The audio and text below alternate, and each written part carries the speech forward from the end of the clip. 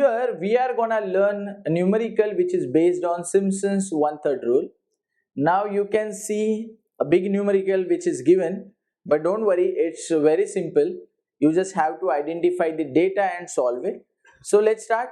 It is given that the velocity of a train which starts from rest is given by the following table.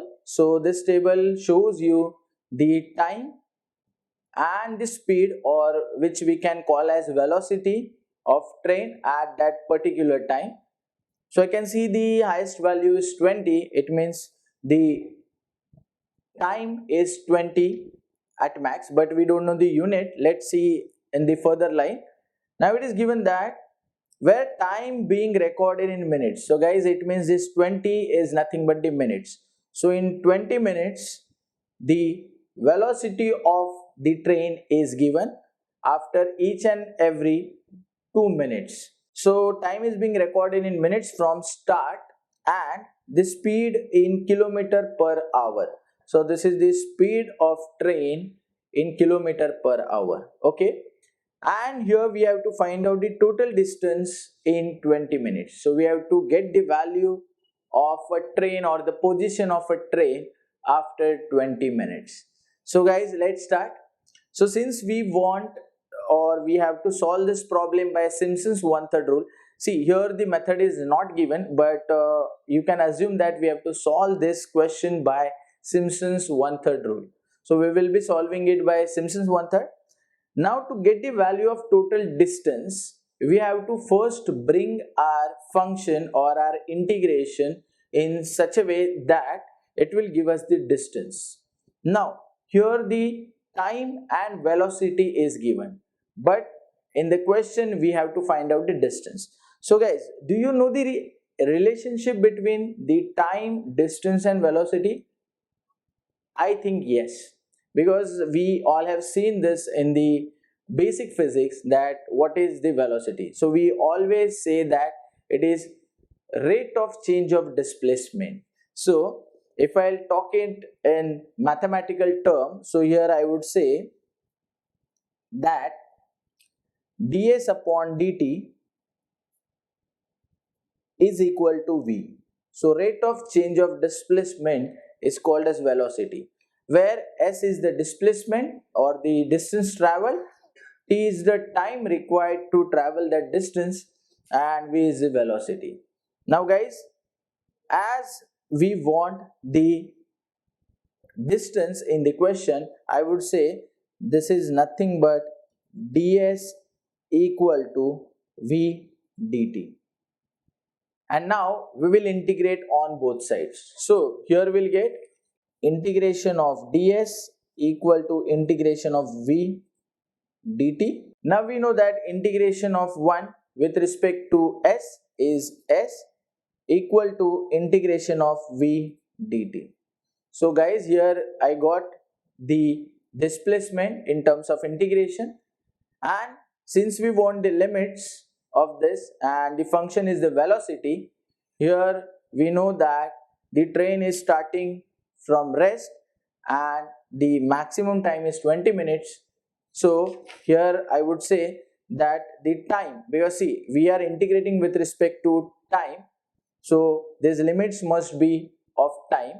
So here I'll say t is varying from 0 to 20. So here now the function, I got the function as velocity, which has been given in the table, and by using or by solving this integration we can get the value of displacement or the distance. So the question is find the total distance in 20 minutes, and here we got the formula of distance. Now I am going to use this formula or this integral to get the value of distance, and I will be solving this definite integral by using the Simpson's 1/3 rule.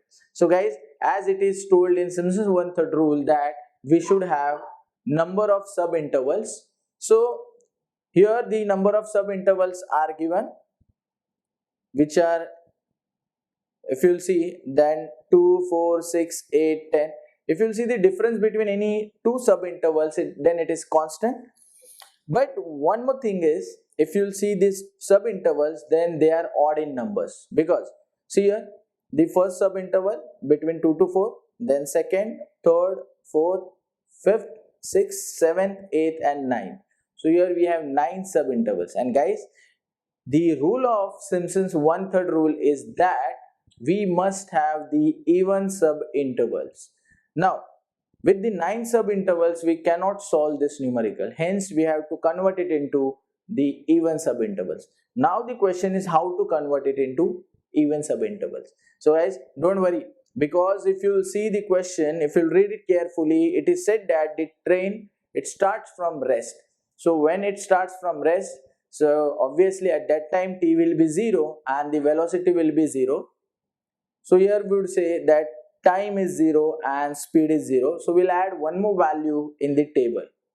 So by adding one more value, we will get 10 sub-intervals. So let's start.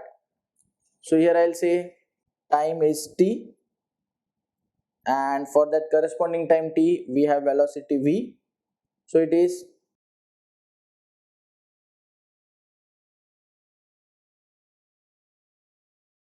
these are the values. Now let's write down these values of speed or the velocity in the table.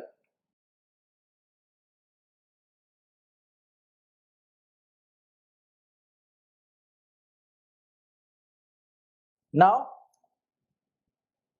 let's call this first value as y0. So second will be y1, y2, y3, y4, y5, y6, y7, y8, y9 and y10. So guys, this v will behave as function y, or this is my function which I'll call it as y. Now this y is nothing but my ordinate, because when I'll use the Simpson's one-third rule, I will require the value of ordinate. So here, let's see the formula of Simpson's one-third rule. So by Simpson's one-third rule, we say that the value of integration is h upon 3 x plus 2 times e plus 4 times o, where h is the difference between any two subinterval which must be constant. Here the difference is 2, so h is 2. So here I'll say it is 2 by 3. X is sum of extreme ordinates, e is sum of even ordinates and o is sum of odd ordinates. So let's find it out.